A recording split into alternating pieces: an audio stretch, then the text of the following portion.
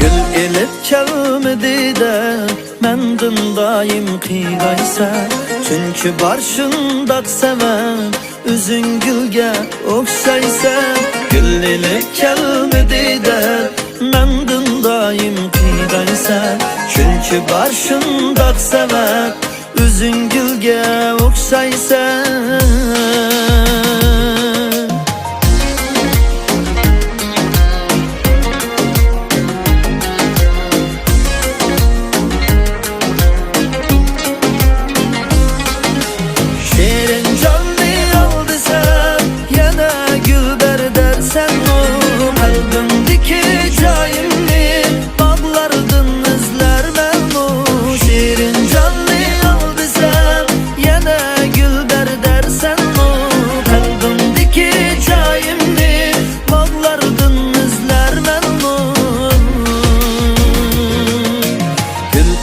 Kelmedi de mendin daim kıydaysa.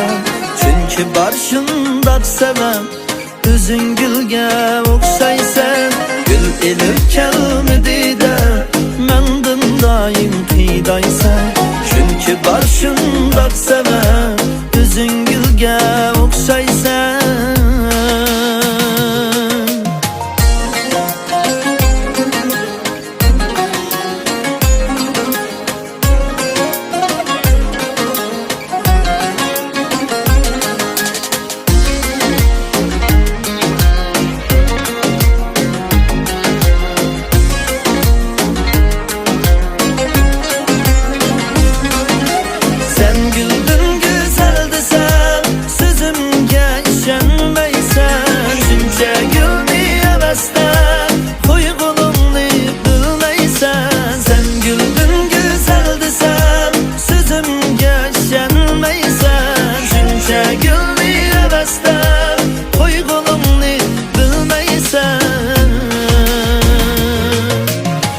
Elip kelmedi de mendin daim kıydaysa.